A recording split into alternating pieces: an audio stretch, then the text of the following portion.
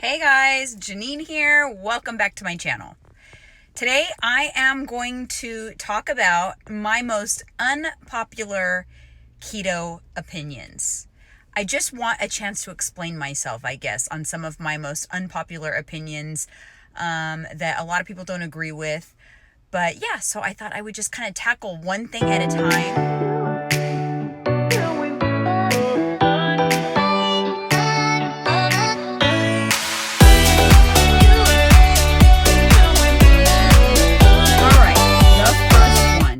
Calories matter. Yes, calories absolutely matter on the ketogenic diet.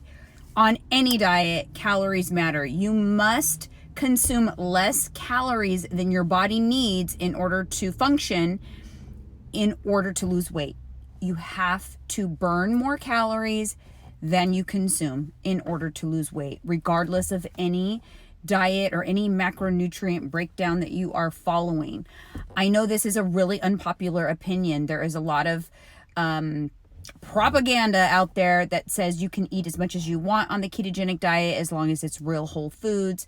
And while it is true that certain calories matter more than others, it's still a basic law of physics that you must burn more calories than you consume in order to lose weight. So even if you're eating the perfect diet, the absolute perfect macronutrient breakdown, whole foods, organic, you name it, but you're consuming too many calories, you will still gain weight. So that opinion is not very popular of mine, because there is a huge, community of people that talk about how it's not calories that make you gain weight, it's other things. What I want to clarify is it's not only calories that matter. There are absolutely lots of other factors that the ketogenic diet definitely helps, which is like hormone regulation and insulin resistance, insulin sensitivity. Things like that are really critical also to weight loss. So calories are not the only thing that matters, but they absolutely are a major part of the equation. All right, let's move on to the next one, tracking food.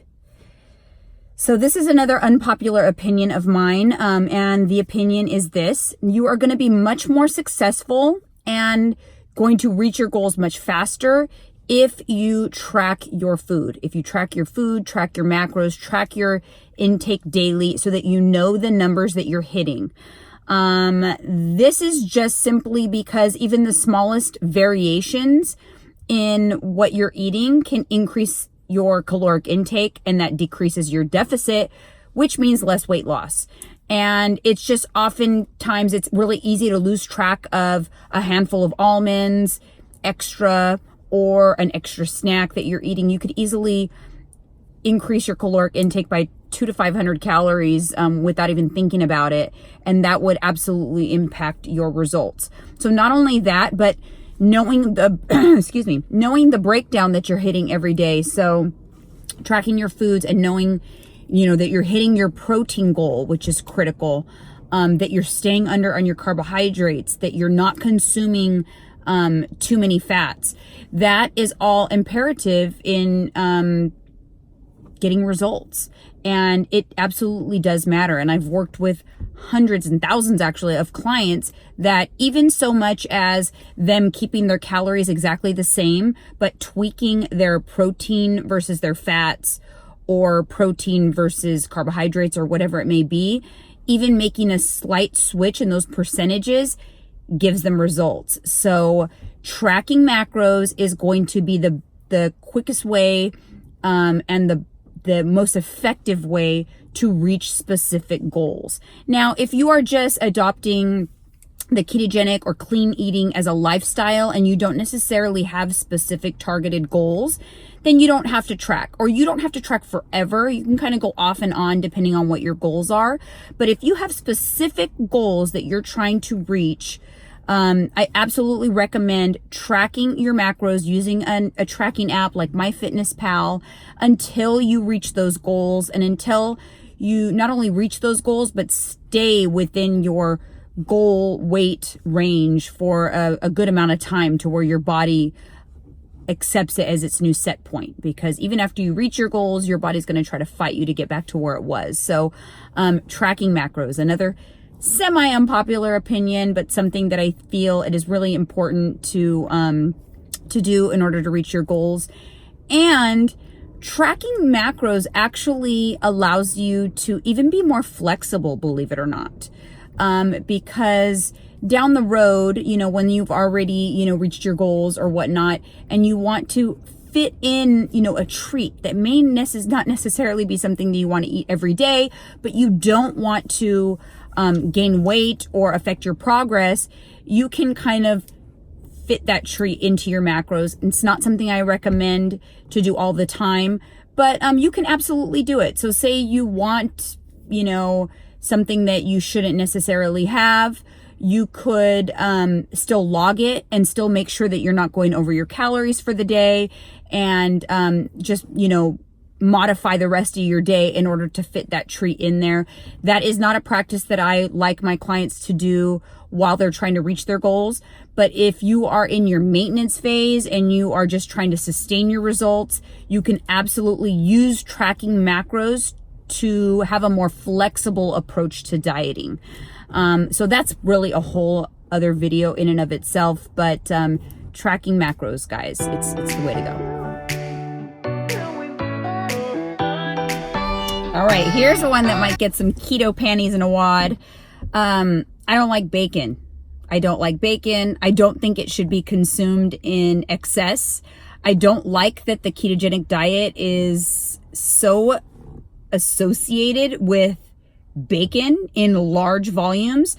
Bacon is actually one of the more unhealthier, not clean choices when it comes to the ketogenic diet. It's processed, and it's just not your best source of protein. I just don't like the fact that it is associated with eating large volumes of it. So bacon in moderation, a couple of times a week for breakfast or crumbled in a recipe, absolutely not an issue. But I feel that the association of keto and plates stacked high of bacon are just not really the right message. And usually it's like bacon and butter specifically, like large amounts of butter, large amounts of bacon, both of which I don't do. Also, most bacons are just not very clean. Most bacons contain cane sugar in the ingredients, if you take a look. And they're just not a really good source of protein. So, yeah, that's another unpopular opinion. I don't like bacon. Sorry, guys. All right, guys, I'm on a roll now. The next one is, there is such a thing as too much fat. Yes, there is. I think that somewhere along the line, there has been a message out there that, number one, you have to hit your fats. Like there's a certain magic number of fats and you have to hit them. So people will end up consuming hundreds of extra calories a day just so that they can reach this fat macro. Here's a news flash. Ketosis happens with the absence of carbohydrates, not with the presence of fats.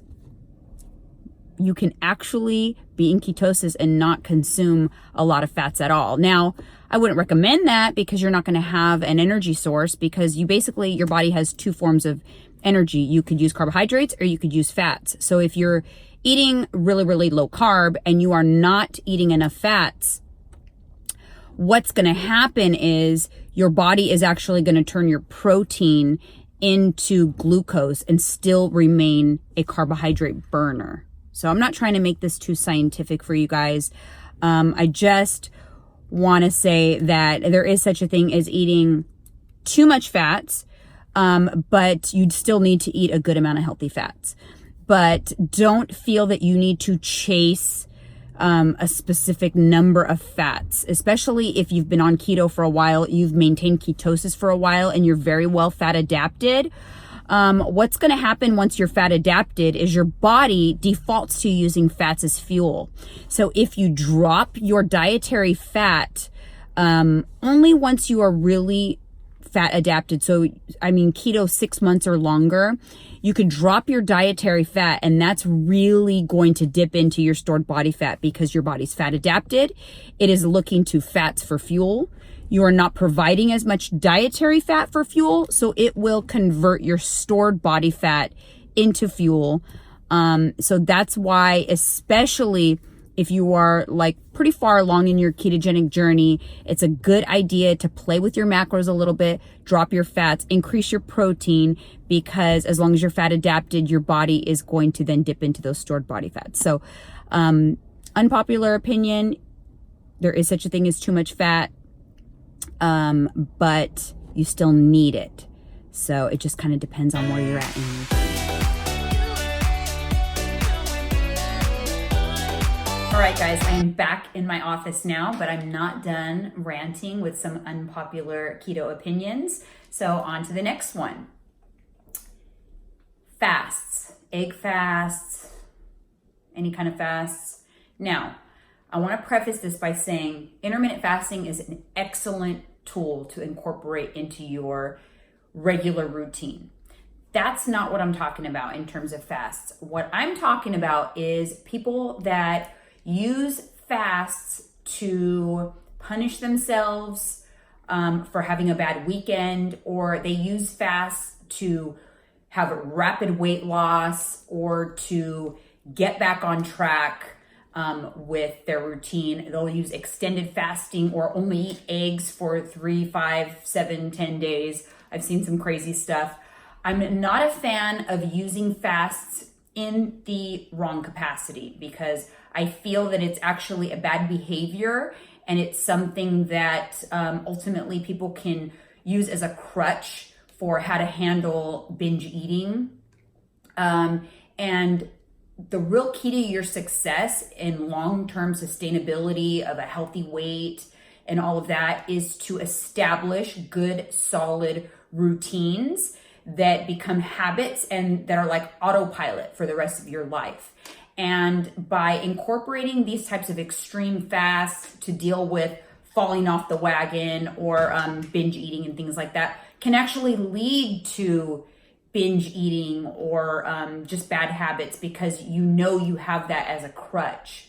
I feel that the proper way to use fasts is once you have establish a good routine and you're in a good rhythm with your healthy lifestyle, whatever that may be, whatever type of diet, Whole30, paleo, keto, just overall clean eating, then you can incorporate intermittent fasting as an additional layer to your healthy lifestyle.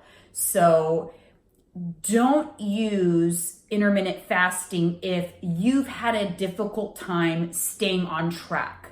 So if you are not able to follow your healthy routine that's not extreme, so you use fasting to get back on track, it's very counterproductive. You need to be able to follow your non-extreme healthy lifestyle and then incorporate fasting. You see what I'm saying? So it's not something that you need to incorporate when you're unable to already follow a moderate routine. You don't want to go from 0 to 100. So I hope that makes sense. I just feel that it is not a really great behavior in the long run if you're not using it correctly. And it's also, it can lead to things like binge eating or being all in or all out, which is actually not, it's a pretty destructive behavior. So to sum it up, I am not saying that fasting is bad. Fasting is excellent, but the proper fasting protocol needs to be followed, and it needs to be done for the right reasons. It needs to be something that you add into your routine, that you've already established, that you're able to stay on track, and then you add that as an additional tool. It is not to be used as a crutch or a punishment for bad eating or a punishment for not being able to follow the ketogenic lifestyle. In fact, if you are not fat adapted and are really, solid in your keto routine, fasting can actually be a lot more difficult, because if you're a carb burner, it's going to send your cravings through the roof if you're fasting. Fasting should actually only be incorporated once you have established a good fat adaptation, so that your body, in the absence of any calories, will burn stored body fat. But again, that's for another video. I believe in fasts. I fast regularly. I think they're amazing, but only if you use them correctly. All right, you guys, I have a lot more unpopular opinions where that came from, but I will save those for another video. Comment below if you want to see more stuff like this. This is a little different than what I've normally been doing. So please comment. Let me know what you think. Let me know if you agree or disagree with my unpopular opinion. I know that there's going to be probably a lot of people that disagree, but that's perfectly okay. And it's also okay to be inspired by somebody that you don't agree with 100%, because there's plenty of people out there that I follow that believe in some of those things that I don't believe in, but I'm still inspired by them, because that is okay too. So make sure you subscribe to my channel, and we'll see you again next time.